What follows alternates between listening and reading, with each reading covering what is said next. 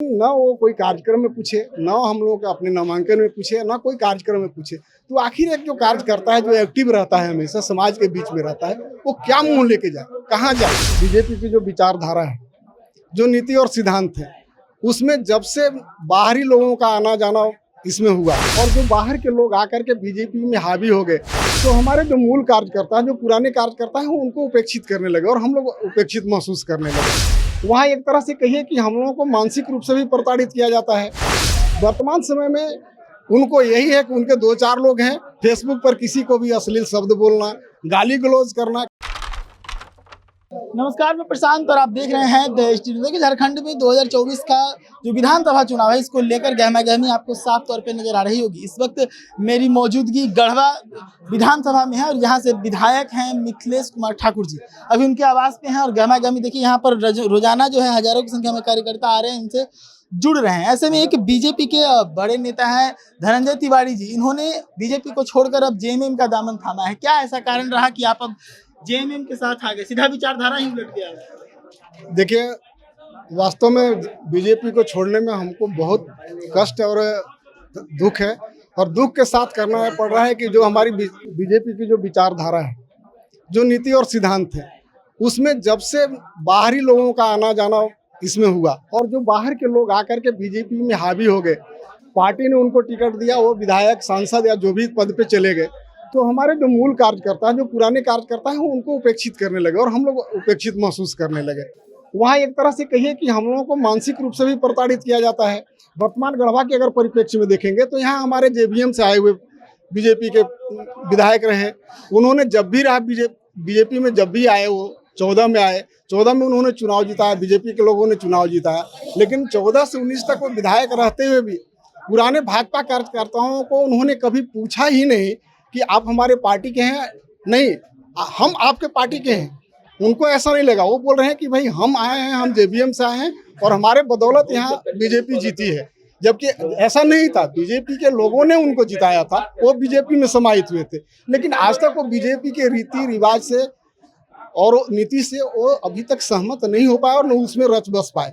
वर्तमान समय में उनको यही है कि उनके 2-4 लोग हैं, फेसबुक पर किसी को भी अश्लील शब्द बोलना, गाली गलौज करना, किसी की भी माँ बहन को गाली देना, यही उनके 2-4 लोगों का गुर्गे का जो है, जो उनके माने क्या उसको हम शब्द कहें, मुझे शब्द नहीं निकल रहा है कि मैं उसके लिए बोलूँ।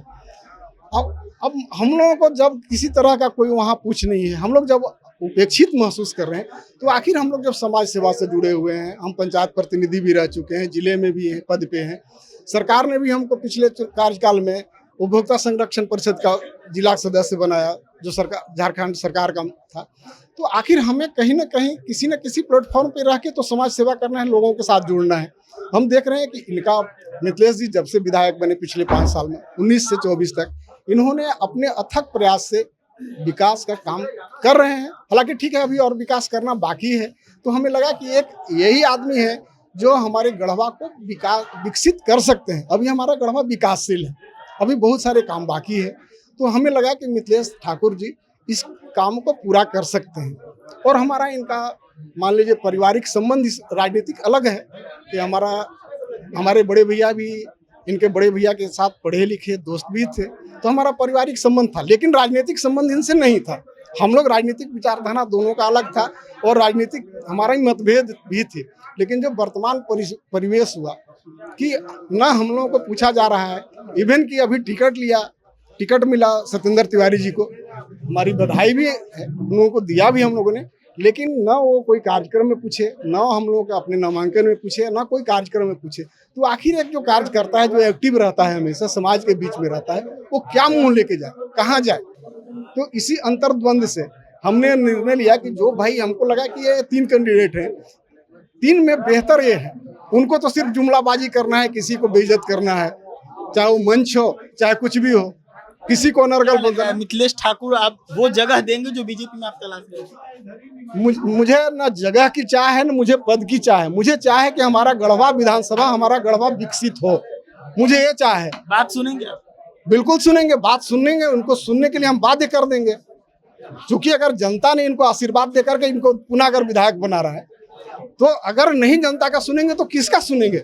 और अगर नहीं सुनेंगे तो फिर हम लोग भी इनको, ऐसा नहीं है कि फिर जनता जिसको अगर अर्श पे लाती है तो उसको फर्श पे भी लाती है। बीजेपी में मंजे हुए खिलाड़ी रहे, जेएमएम में हैं, क्या लगता है यहाँ इस वक्त जो क्षेत्र है, क्या क्या जरूरत है क्षेत्र की एक प्रतिनिधि के रूप में?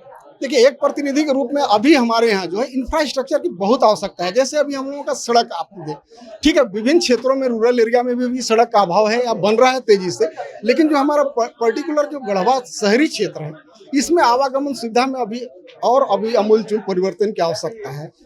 जैसे व्यवस्थित हो, हमारा कहीं पार्क अच्छा हो, बच्चे के खेलने के लिए स्टेडियम हो, उनका संस्थान हो जहां उन लोगों को ट्रेनिंग दिया जाए बच्चे को खिलाने के लिए, अच्छे अच्छे कोचिंग संस्थान हो ताकि बच्चे अच्छे पढ़ के और आगे जाएं, बढ़े, विकास करें गढ़वा का। तो अभी अमूलचूल परिवर्तन की आवश्यकता है। आपके नज़र में जो जरूरतें हैं, क्या मिथिलेश ठाकुर के सामने उनको रखे हैं या फिर आगे रखेंगे? नहीं, अभी तो चूंकि तत्काल चुनावी माहौल है, तो अभी हम सबों का दायित्व ये बनता है कि हम लोग मिलकर जनता से आग्रह करके और इनको चुनाव में विजयश्री दिलाएं, ताकि आप उस स्थिति में आ जाएं कि आप काम करने की आप विजयश्री दिलवा देंगे, उसके बाद आपकी बात नहीं सुनी गई तब क्या करेंगे? हमारी बात नहीं सुनेंगे तब की तब देखा जाएगा। अरे कोई भी कार्यकर्ता, कोई भी मतदाता, कोई भी जनता स्वतंत्र होती है। जनता नेताओं से नहीं है, नेता जनता से। इतना हमेशा आप ध्यान में रखना चाहिए ये सभी जनप्रतिनिधियों को। जिस दिन वो सोच लें कि जनता हमसे है, उसी दिन उनका पतन शुरू हो जाएगा, चाहे कोई भी हो। तो मैं समझता और मुझे पूर्ण विश्वास है कि मिथिलेश ठाकुर जी हम लोगों की बात को सुनेंगे। हम लोगों से सरकार बनाने के लिए कितना स्वस्थ है? अब ये सरकार बनाने के लिए तो मैं, चूंकि पूरे झारखंड की स्थिति तो मुझे जानकारी नहीं है और मैं इतना बड़ा नेता भी नहीं हूं कि मैं पूरे झारखंड का आपको दे दूं, लेकिन मैं ये जानता हूं कि गढ़वा विधानसभा से जेएमएम के प्रत्याशी मिथिलेश ठाकुर जी अच्छे खासे मार्जिन से विजयश्री हासिल करेंगे।